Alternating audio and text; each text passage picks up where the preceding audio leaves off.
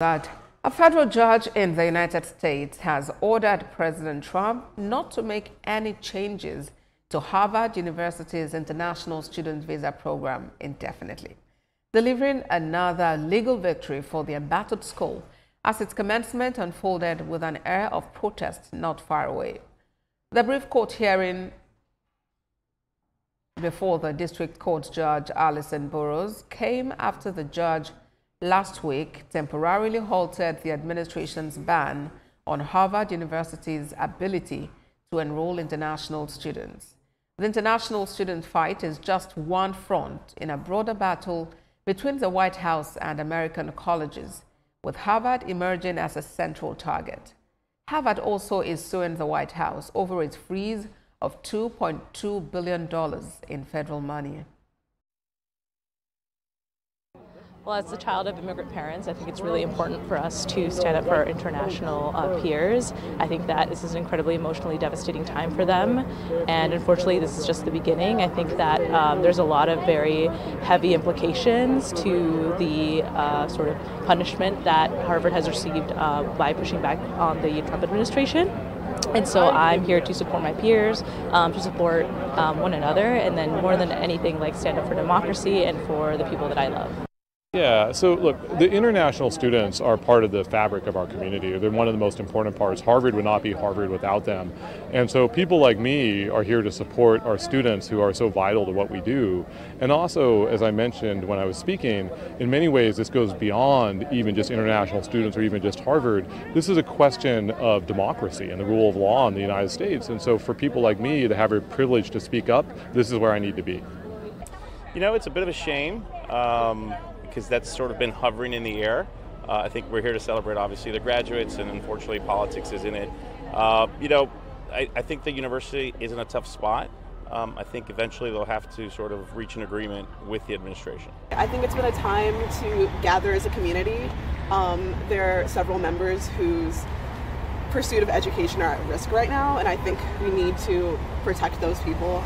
It's important, and I think just gathering here and understanding the weight of the situation.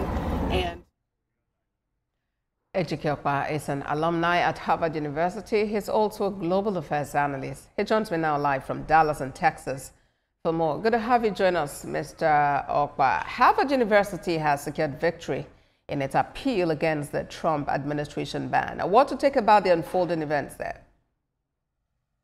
Hey, thank you for having me. And like I said, anytime you take a federal money, even if it's $1 and yours is $100, that federal money takes precedent, and because it comes with terms and conditions. Yes, I went to Harvard. I'm an alumni of Harvard, but Harvard is an American institution that gets federal taxpayers' money. If there are things they are doing that the administration, the check writer, the people that fund taxpayers' money to our institutions say, hey, you better reconsider what you're doing, or we're going to pull it. The president is done what he thinks is needed to be done. Of course, you got to go to court. And if the court may have a temporary injunction, but that's not a permanent injunction. So the administration is going to appeal it, and then we go to the next level. But Harvard is, it's only 25% of, the student population that go to Harvard. So anybody saying Harvard wouldn't be Harvard without of that's not very true. You go back to the history, it wasn't up until maybe 100 and something years ago that international students are making it to Harvard. We need to broaden education. We need to go beyond our zip codes.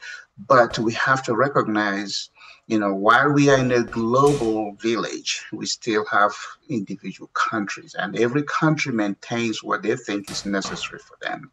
And so this is unprecedented, but it's good that the courts have stepped in, which is what we expect, and then we'll see what happens after.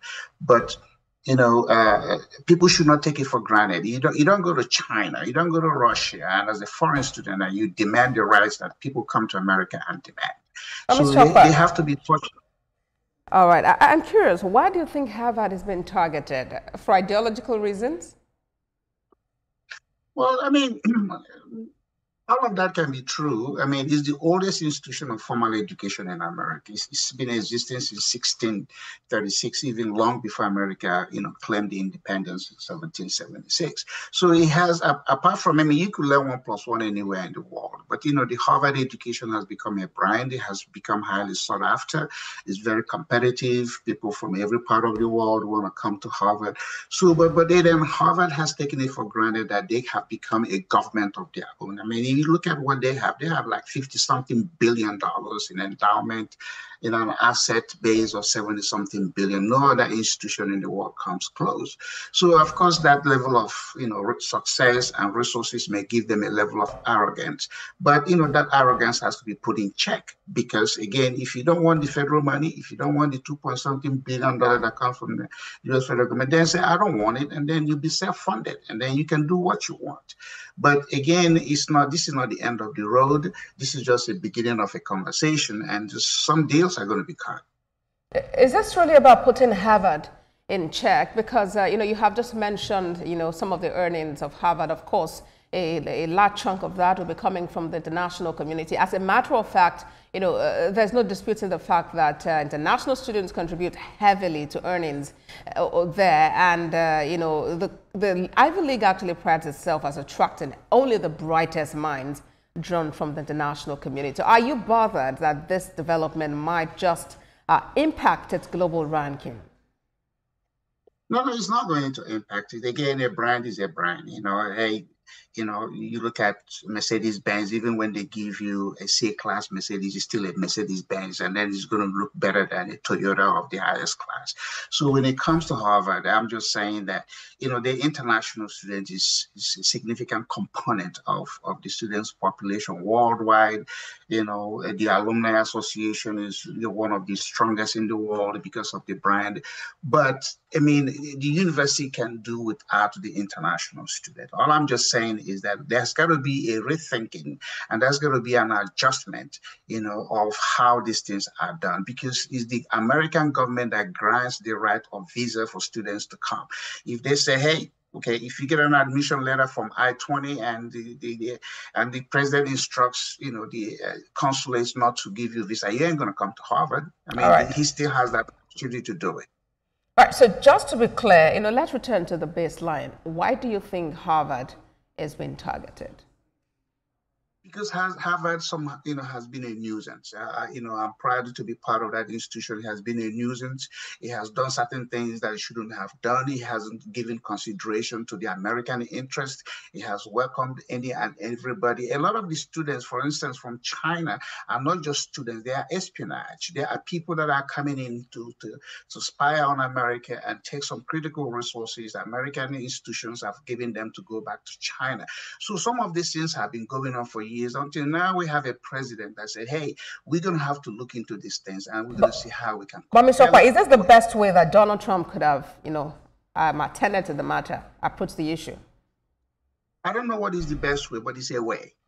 I don't know what else, I don't know what, nobody has done this before. So again, we're on so many things Trump is doing, 4 months in office. We've seen how many things have been done, and people jumped in and said, heck no, go to court. Hey, he still has 3 years and something to go. Maybe the tempo will come down, but guess what? Harvard's, corporation. Remember, Harvard is owned by a corporation. There's a Harvard College and there's a Harvard University. So the corporation and their board of trustees are going to go in and sit down and see how to address things. This is why the court, the legal matters is playing itself out. But it is time. Every country needs to do this. Whether you're a small country, a big country, taking in foreign students, you have to be careful who you admit. Igbo people say, he who brings an ant into their home is going to end up regretting what it is. So you gotta be careful. You gotta be careful. Who comes in. All right, Mr. Okpa, Global Affairs Analyst and alumni at Harvard University, Ejike Okpa. Thank you for your time on World Now. And thank you for having me.